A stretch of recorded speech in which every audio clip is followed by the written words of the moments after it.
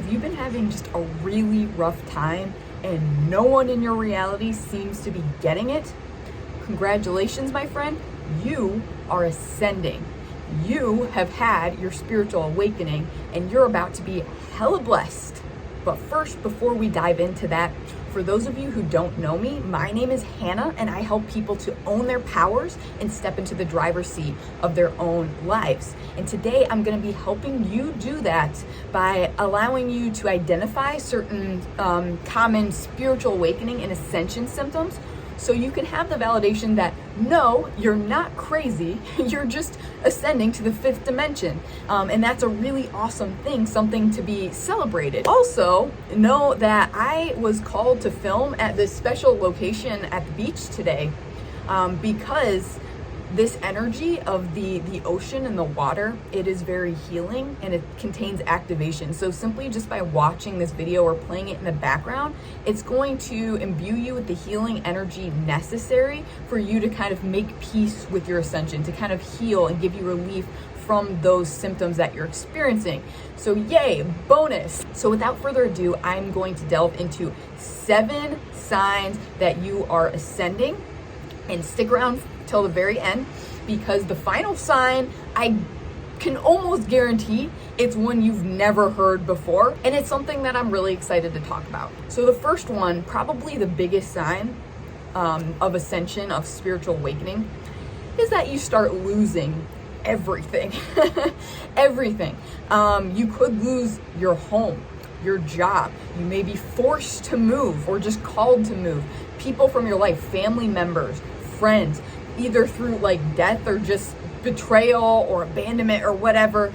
You just start losing everyone and everything, to be completely honest. And if you're watching this, I'm sure you've already started experiencing that. I'm hoping I'm not scaring you away from this journey, because let me tell you, I had my spiritual awakening back in 2014, I believe, beginning of 2014. And when I had that, I was in a very dark period. I discovered the law of attraction, and instantly I was like, wow, this is amazing. I can manifest whatever I want. My life is going to be amazing. And I was just like a happy, shiny puppy for months after that. Even though my reality hadn't really reflected any changes yet, I was so just high off of this knowledge and this wisdom that, hey, it's all okay in perfect divine timing. But let me tell you, friends, after that few months of a sort of honeymoon phase, my life fell right the hell apart. I lost everything and everyone, and it basically kicked off this journey that I'm still very much on to this day. So at least it was like 8 years of this now, of just perpetually upgrading and losing everything that's no longer a match to my higher frequency, just cycling through locations and jobs, friends, losing family members and stuff, all that fun stuff. So it really can like hit you like a rock, but know that that's just a natural part of this process. I know there's a lot of spiritual bypassing that can happen, especially in the law of attraction sector of spirituality, where it's like, oh yeah, just think positive thoughts, be super positive and everything's okay, good vibes only, right? And in my experience, that is completely off base. It's very toxic, and that made things so much harder than they had to be when I was first going through my spiritual awakening, because I thought, oh wow, I create my own reality, this is gonna be awesome. And then my reality just sucked so bad, more than it ever had before. So no, you are not crazy if that is happening to you. You're doing a great job, and I would encourage you to check out this video up here. I'm going to link about dragon trials, which are essentially these things, losing everything, tower moments, dark nights of the soul. Final note on that, remember that you haven't done anything wrong. It's not because you've just focused on bad things and you're manifesting something negative. You've done everything right. You're just making space for this new fifth dimensional you. Everything that is no longer a match to that fifth dimensional frequency, that higher frequency, it just has to go. So that's what's happening, and this can be a long, drawn out process that can take many, many years. 2, so given that you're losing everything, it can be very tiring. So sign number 2 is that you are tired AF. You just want to sleep all the time. And probably like no matter what you do, you're just tired. I know personally, like sometimes these days I'll sleep like 12 plus hours, and sometimes I wake up and I'm still tired, and I still don't want to be in the 3D reality, if you will. And that's because we start to become more sensitive to the 3D energies as we ascend, and we can feel the heaviness of it. Because the third dimension is a lower frequency than the fifth dimension, it is literally heavier. So know that when you're sleeping, you're literally lightening that load. It allows you to kind of go back to source and go back to the higher dimensions and kind of rejuvenate, get the energy needed to push through another day in the 3D. And as such, you may need a little bit more time than the average person who's kind of numbed out. When they're asleep, they're still kind of numbed out to the heaviness of the 3D. So again, you haven't done anything wrong. Take as much time as you need to sleep, take naps, just honor that, and try not to beat up on yourself too hard, because I know it is hard when you feel like you're just missing out on life, like you're being lazy or whatever, but trust me, you're not being lazy. You're doing so much more work than the average person right now, in fact. Sign number 3, emotional ups and downs. Basically, one hell of an emotional roller coaster. You could feel like you're bipolar. You could literally be bipolar or diagnosed with bipolar, and that's okay. In my experience, these things, they are just kind of symptoms of this root cause, which is that you're just being sensitive to energy. You're lifting your frequency, so that's when the high happens. And then when you lift up to that frequency, all that's not a match to that frequency comes up. So your fears, your trauma, your pain, it can be physical pain, it can be emotional pain, mental pain, just negative thought patterns. It just all comes up and it like takes you down. It like dunks you in the water, right? You could feel like you're drowning. And in my experience and in the experience of those that I work with, my clients, it generally cycles like every few days.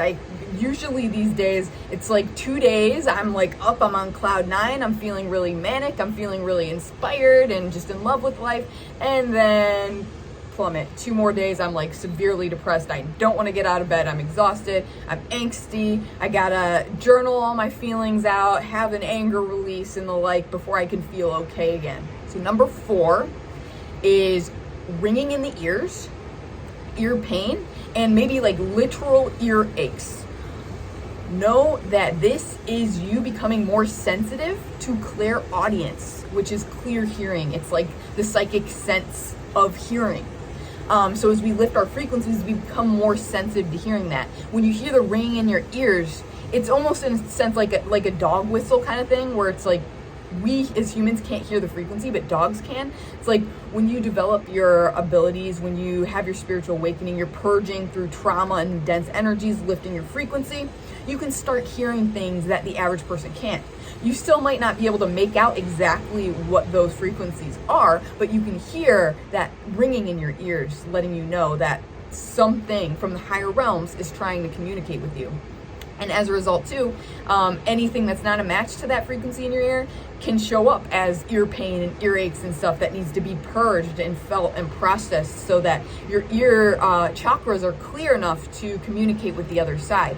And if you are experiencing this one and want to learn more about that, suspect maybe that you might be clairaudient, I highly, highly, highly recommend taking my What's Your Psychic Superpower quiz, which I will link below. It's a free quiz that tells you your dominant clair ability, and then I send you an activity that will help you strengthen that ability and develop it. Number 5 is heart pain, and with this heart pain, like a sort of longing. This is like just this longingness, this missing your twin flame. If you have one, you've identified one, even if you haven't met them yet and you suspect you have one, just missing your twin flame. Or it could manifest as just wanting to go home. And really what these are, they're just reflection, they're ripple effects of you missing source energy, God, the universe, whatever you want to call it. Because when we incarnate into our 3D physical bodies, we undergo this illusion of separation. So we feel like we're separate from source, we're separate from others. And usually when you meet your twin flame, for example, that starts to trigger this so that you can heal that separation illusion, and you can just come back into unity and unconditional love and start anchoring that onto the planet so that other people are able to do the same more easily. If you believe that you've met your twin flame but you're not sure, I will link up here one of my favorite videos that I've done on that. It's 11 signs that someone is your twin flame and not a narcissist, because the two can be kind of similar. So it's my hope that that video gives you a little bit of clarity. So 6, which I already kind of touched on a little bit, is that you just become super extra sensitive to energy, because everything is energy, right? And as you become energy more and more, you return to that energetic state, which is in the 5D, the 5th dimension and above. You start to become sensitive to those energies. So the ways this could manifest are like astrology. I know for one, like, astrology really messes with me these days. For example, the Mercury retrogrades, when they never really used to.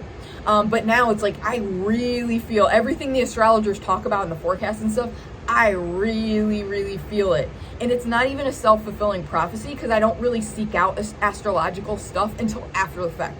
Usually I'm like, if I'm going through a really tough time, a really tumultuous time, I'm struggling with communication or something like that, I'll look up the astrology and then be like, okay, duh, that's why I'm experiencing it. I'm not going crazy. It's in the astrology right now, and I'm just picking up on those energies. As the ocean, you know, we are mostly made of water, and as the ocean's tides are affected by the moon, so too are we, which is why, like, it's kind of scientific that astrology can have a really big effect on us. This also shows up as being highly empathic, a highly sensitive person, an HSP. You're just gonna find that you have less of a tolerance for toxic people and situations, and also environments. Oh, that's a big one. You might be called to move. You might be forced to move because your new higher vibration probably isn't going to be a match for where you're currently at when you start having your ascension symptoms and spiritual awakening. And likely this could happen many times on your journey, because it's just, you get repelled. You get repelled from a place. I like to say that it's like being ejected, like literally, like nothing in your environment will start working out for you until you're like, okay, I'm gonna move. And then as soon as you move, everything starts clicking again. Sign number 7 is seeing dragons. Yes, I'm sure, like I said, you probably haven't seen this in any ascension symptom video that you've seen. This is my specialty. If you're new to my channel, I talk a lot about dragon and dragon energy, and I've noticed a strong correlation between those on the ascension path and dragons showing up as guides, as spirit animals. So if you're seeing just dragons everywhere, noticing them, feeling an affinity for them, there's a reason for that. You are ascending, my friend, and the dragons want to help you ascend. So again, if you're new to my channel, check out my playlist on dragons, and you can start to learn how to work more deeply with them. But a great place to start would be this meditation, which is totally free. It allows you to go visit the dragon realm, potentially meeting a dragon guide or your dragon self. It's super powerful stuff, a great way to kind of bring you relief on this ascension journey and process. So I'm super curious, friends, how many of these signs have you experienced? And do you have any others that you'd like me to talk about, or that you would just like to bring to the collective's awareness? And if this is resonating with you, then I invite you to join my community, House of the Spirit Dragon, which you can check out below, because as of filming this, we are right about to talk about ascension symptoms. And not only are we going to talk about those in more detail, we're literally going to go to the dragon realm together to imbue healing and give ourselves a sense of peace and support throughout this process. So it just kind of flows. You stop feeling stuck. You stop feeling like you're crazy. So yeah, there's tons of awesome resources there in the house, as I like to call it, and you are cordially invited, my friend, if you're feeling that call. So that's all I have for you today, guys. As usual, stay awesome, stay powerful, much love. Me and the dragons will love you forever. If you could like this video, subscribe, and hit the notification bell to be updated when I post on my super erratic schedule. This isn't an ego thing. It kind of just helps the algorithm along so that more people can learn about this stuff and benefit from this and know that they're not going crazy. So yeah, as usual, friends, Much love to you. Until next time, stay powerful.